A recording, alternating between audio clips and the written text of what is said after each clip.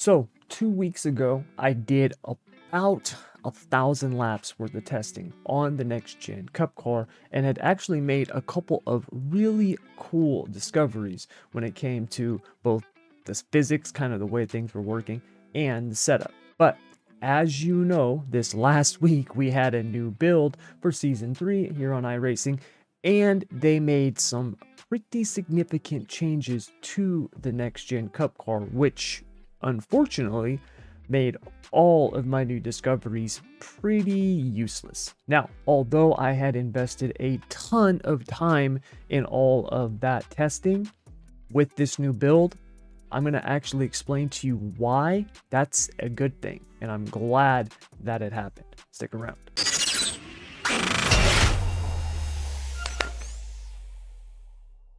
What's up, everybody? Thomas Brandon here. Thank you very much, as always, for joining me. And like I said, we're going to be talking about the updates that were done here to the next gen Cup car. So if you haven't seen kind of the breakdown of it, if you didn't go through the notes or anything like that, I'll kind of walk through and explain to you some of the stuff that was done to the car. But more importantly, I'm going to explain to you how it affects the car, because that's the biggest difference when it comes to the way these things are now. Now, first off, if you have watched any of my previous videos on the Next Gen Cup car, or have seen any of my live streams, you know how much I actually like this car. I have been somebody, ever since we got the update in terms of the low downforce, high horsepower, ever since we got that, I have been someone who has said these cars are hard to drive. They should be hard to drive. This is the premier series in NASCAR. And it shouldn't be simple, right? The Gen 6 car was the most aerodynamically, efficient car that had ever been created in NASCAR. The aerodynamics on it were so good that you could legitimately drive the car with one hand. It was insane.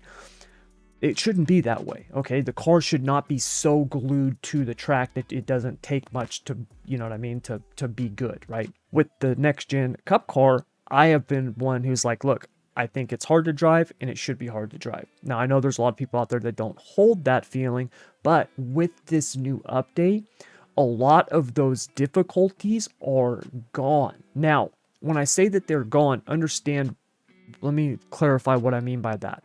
It doesn't mean that all of a sudden this thing is just easy to drive, okay? It's not. It's still hard. You can still lose control. It can still, wipe out on you and stuff like that. But in terms of the predictability, the consistency, those things have drastically improved. So if you remember with the next gen Cup car before, cold tires, or when the tires would wear down some, you would have those moments where all of a sudden the car would just snap, right? Just snap around, boom, you're in the wall. Or it would start to just slightly, the tires would just start to slightly break loose, and then you do just the smallest counter steer, and the next thing you know, the car is just all over the place, and bam, you're into the wall, right? Or you're on cold tires, and you've got the wheel cranked to the left, and it's just plowing the front end, and you can't get the thing to rotate, and the next thing you know, boom, you're in the wall, okay? So those were some things that would consistently happen. Almost every setup that I would build in the Insider program, I would start off the notes with, hey, give this thing 3 to 5 laps. Let the tires come to temp before you start pushing this thing, right? Consistently, okay? Now, with the updates, that's not really the case anymore.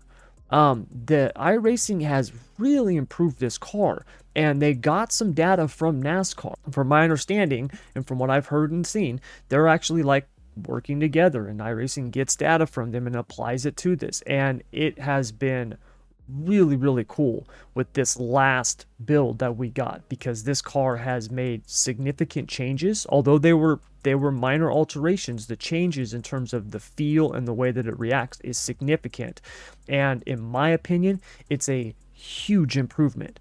And if you are like me, that you liked this car before, you're gonna love it now. And if you were somebody who was like, dude, I don't like that car, I don't want to run it, you should give it a second chance, because it has drastically improved. So what was improved? Let's head over and take a look. All right, so we've got up the season 3 release notes, and some of you might not know this, but iRacing always puts out the notes in terms of what is changed, whether it's a big build like we have each season, or even if it's a patch or something like that. There's always notes that will say, hey, here's what was changed, this is what was done. And when it comes to certain changes, a lot of times they'll have kind of an in-depth walkthrough or tutorial, or breakdown in terms of like, hey, this is how this is going to affect the car. Okay, if we look here at the next gen cup car, it does have a new damage model. We'll actually take a look at that here in a few minutes. Vehicle parameters have been updated with additional fine-tuned data from NASCAR. Tire parameters, brake properties, gearbox, aerodynamic data. Okay, the tire parameters and the aerodynamic data, in terms of everything that I have tested, seem to be the biggest changes. All right, also the rub block locations have been changed, and then also the left rear rub block has been removed. If we look at the garage, you can see ride height gone.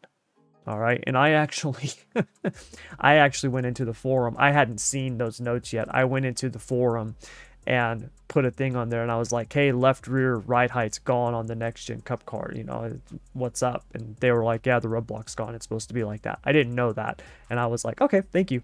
But anyway, so if we go back to the notes here, those are the biggest changes. Now, how do these changes actually affect a car? Well, this is what's really, really nice about it. So iRacing actually put out this thing right here, kind of a breakdown on what to look at and what to expect.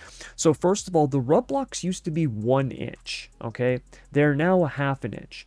To put that into perspective, pretty much it used to be like if you heard the car bottoming out, it was the rub blocks, and it wasn't that big a deal as long as the car was not shifting when it bottomed out. So for example, if you were going down a straightaway and you heard it go boom, boom, boom, bottoming out, California, right? Fontana was a great example of this because it's so bumpy down the straightaways. That wasn't a big deal. It was perfectly fine. But if you went into a corner and the thing bottomed out and then all of a sudden the car shifted, like the rear end kicked out, well, now it's too much. You need to raise the car up or fix the springs or do something along those lines, okay? Well, to go from 1 inch to a 1/2 inch, now the car is basically going to be bottoming out at different points before you're even hitting the rub blocks. So you're more likely to bottom out on the front splitter, okay, at least on the ears, okay? And when we talk about the ears, understand that we're talking about this part here, right? So you've got the throat where it's up higher and then it drops down and you've got the ears, all right? You will bottom out here before you bottom out on that rub block.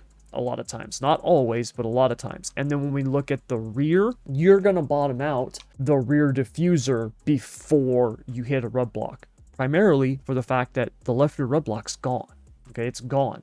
Even on the right rear, you're going to bottom out that rear diffuser before you bottom out that right rear rub block. All right, and it has to do with the fact of where the rub blocks are now. You can see here that the front rub blocks, when you look at it based on telemetry, the CFS ride height, that is the center of the nose, the center of the splitter. CFSS ride height is based on the ears. It's the center of it, but it's based on the bottom of the ears, okay? So it's telling you where this ride height is down below the center, okay? So if you're actually hitting this on the ground, if it's below 0 or at 0, that doesn't necessarily mean that the center of this is bottoming out. And consider where you're at on the track. If you're going into a corner and the car's rolling over, the left front might be a little bit higher than the right front depending on your spring package and ARB, okay? So that's something that you need to consider now. The fact that the left rear ride height is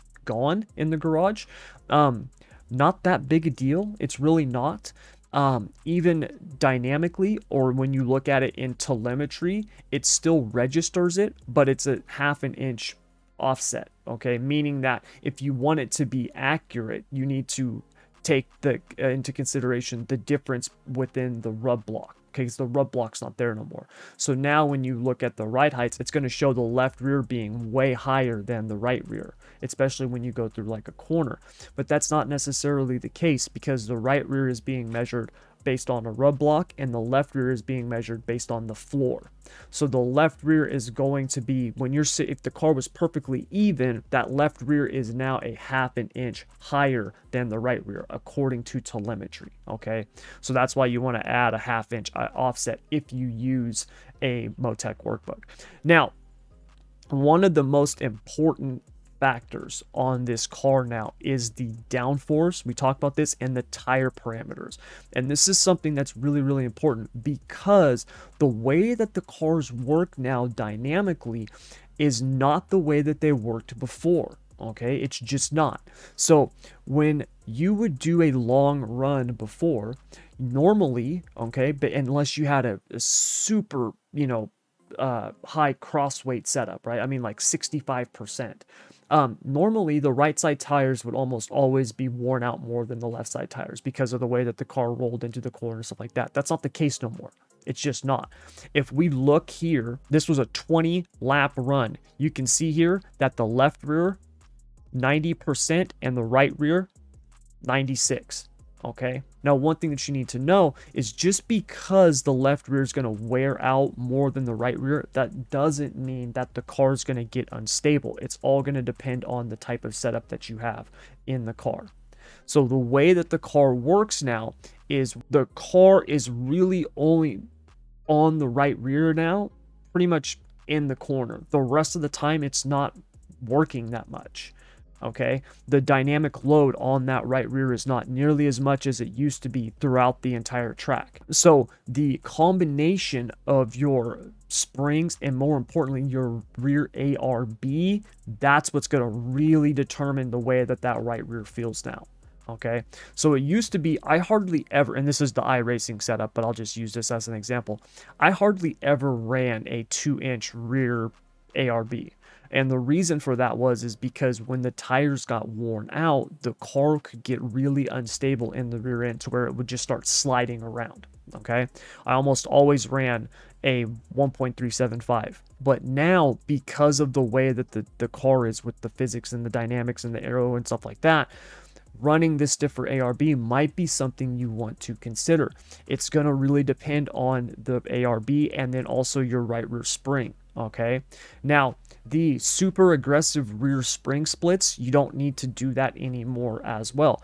For those of you guys who watched my setup video on the next gen cup cars, if you remember, that was one of the things that we kind of focused on, was the rear spring split, getting the cross weight right, those types of things. Not the case no more. Okay, you don't need to do that. In fact, you could almost run your rear springs even.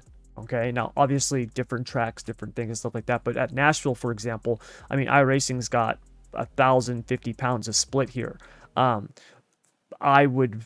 think we're running in the insider program like 400 pounds. Like, it's not a lot. Okay, you don't need a ton anymore. The best part about that, though, is your combinations on this car have really become limitless. I said before that it was basically limitless. However you wanted to set this thing up, if you could get it to fit your driving style, it would work. It's really the case now. It's really the case now. I cannot express to you how impressed I am with this car now and how much more I like this car. Keep in mind, I already loved this car. I loved it, okay? I really love it now.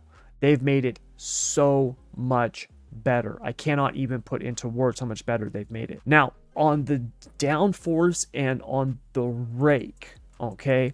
So this is something that has changed a ton with this car since we first got it. If you remember when we initially got this car, the initial build of it, when it was first released, and it had that high downforce, low horsepower where you were basically just holding it wide open at like every track. If you remember then, the rake that we were using on the car was kind of similar to what we used on previous cars, right? So kind of nose down, back and up.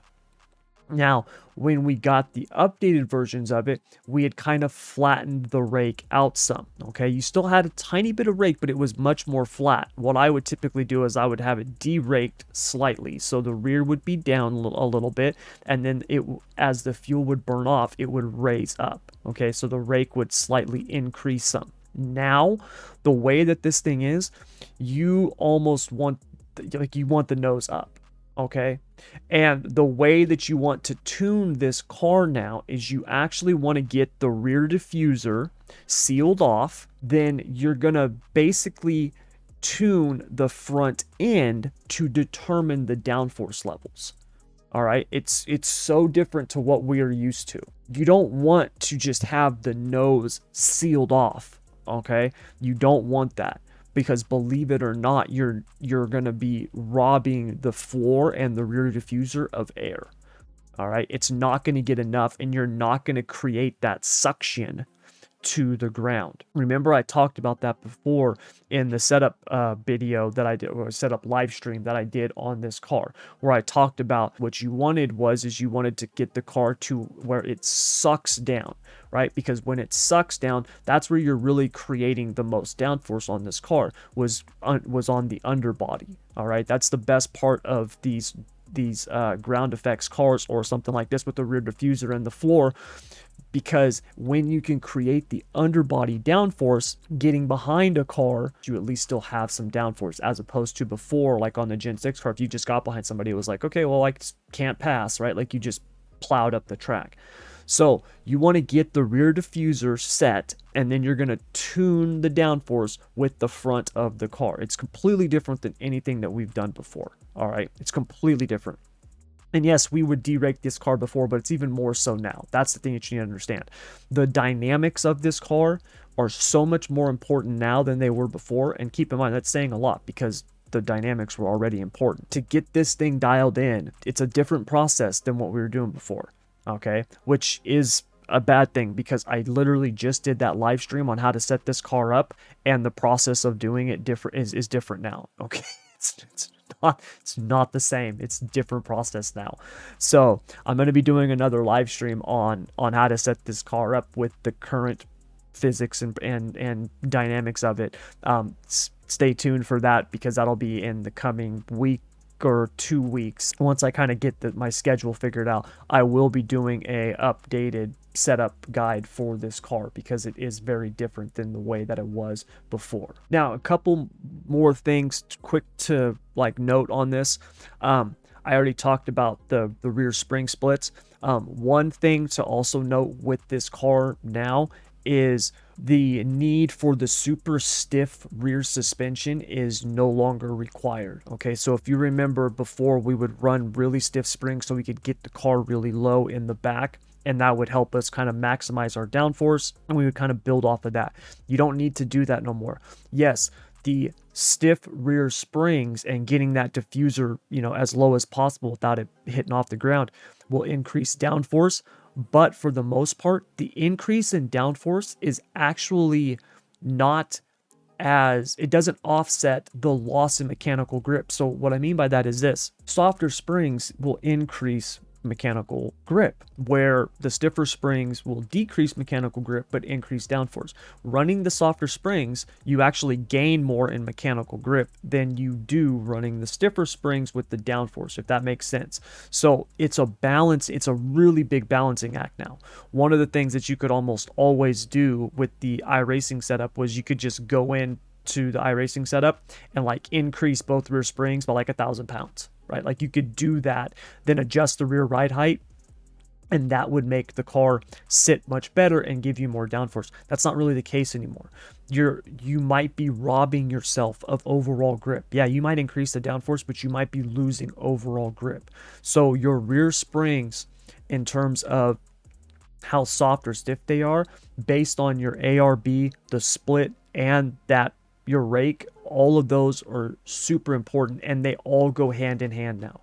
Everything is interconnected, even more so than it was before. All right, now when it comes to the damage model of the car, once again, I think iRacing did a really good job with this. So if you remember, these cars are obviously much tougher than the Gen 6 car. I mean, it's not even comparable. If you watch them in real life, obviously far more tough than the Gen 6 car was. Much more rugged, right? Well, iRacing with the car before we got this new damage model, these cars were much tougher, but there were still some things where it wasn't that great. So for example, if you would kind of, hit the wall, maybe get a Darlington stripe, for example, you could pancake the right side of your car. Now, yes, there were times where you might bounce off of it and you didn't get much damage, if any. But if you watch these guys in real life, I mean, Kyle Larson bounces off the wall probably every week. Okay. There's lots of drivers who do that, and the car, for the most part, it's fine, right? Yes, they might bend a toe link or something like that, but overall, the body of the car and stuff like that, it's usually pretty fine. It scrapes up the wrap some, but it's not, smashed in or anything like that. Well, with this new damage model, it seems to be, we got something similar now. If we actually watch this, so I bounce this off the wall right here, and as you can see, the car is okay. Now, I do have damage off, but the way that it works is it would usually wreck the car and then fix itself. And you can see here, it doesn't knock anything in, or doesn't bang the fenders in or anything like that, which is a good thing. If you remember, if you had done that before, it would have messed up the right front corner of the car. Okay, it wouldn't have just done the side, it would have messed up the right front corner. So that's really nice. Let's look at another hit here. There's another one right here. This one's much harder. So here I really drive this thing into it. Bam, bounce it off there. You can see we've pancaked the side of it. Okay, and it's literally stuck to the wall. And that is one thing that I have noticed about this new damage model, is this thing, it's very easy to get it stuck to the wall. Once you, especially if you hit it flush, it seems like it almost sucks you into the wall.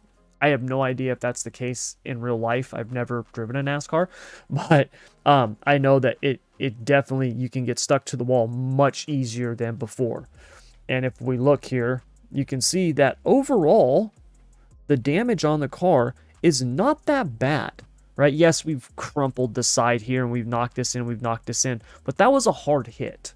Right? That was a really hard hit. Normally, if you hit the wall like that before, you would hit that, and not only would you completely mangle the right front, but you would have bounced off of it like a ping pong ball and went spinning down the track. So this is a really good thing with the damage model. The other thing is the rear end, and this is important because you guys know that how many times do you get smacked in the backside because you're braking, right, trying to avoid a wreck, and then now your car's jacked up because you get hit in the rear. And you can see here, me just backing it straight into the wall, it crumples up the rear end here. It doesn't look like any damage to the diffuser, and it also looks like the spoiler has been left alone, which is a good thing. Okay, so the damage model, I'm definitely a fan of. Okay, I like the improvements that they've made to it. Hopefully there's no bugs or anything like that. Hopefully everything's good. The physics of the car, I really like. I think they've done an awesome job with it. This was a car I already liked, and they made it literally that much better. And I'm looking forward to getting out on the track and racing this thing. And I really think if you were somebody who had doubts about this car before, you didn't really like it, give it a second chance, because it is so much better now and so much more fun to drive. And like I said, I already thought that was the case before this last build. All right, you guys, so that's going to do it all for this video. Now, please do me a favor, if you like this, hit that like button. Also, comment down below if you've driven this car.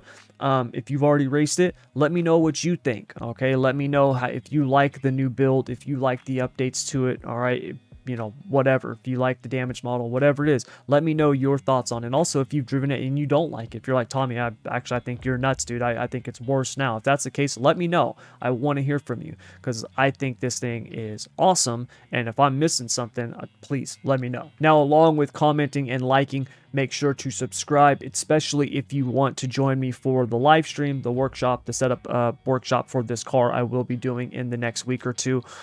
It'll probably be 2 weeks. Right now they are in the NIS series. They're at Nashville Super Speedway, the track that we were just at. But next week they're at Road America. I'm not going to do a setup workshop for Road America.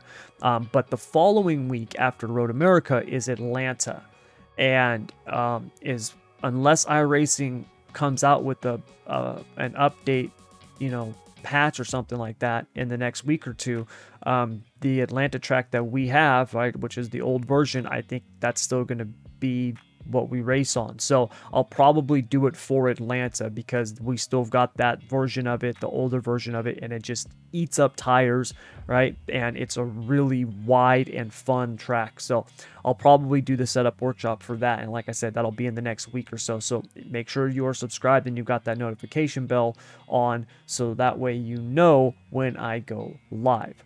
Also, if you want to check out any of the stuff that we have in the School of Sim Racing, whether it be our Discord server, our Facebook group, on the website, the free membership, all of that stuff, check out the links down in the description below, or just head over to schoolofsimracing.net and that'll show you all of the stuff. And right now, we just brought on a new builder for the Insider program who's now doing all the short track oval stuff, and it's been awesome, man. His stuff is so good. And right now, if you sign up for either the Platinum membership or any of the short track oval insider memberships, you get the Legends cars, the Asphalt Legends, which we've never had before. This is the first time we've ever even had them.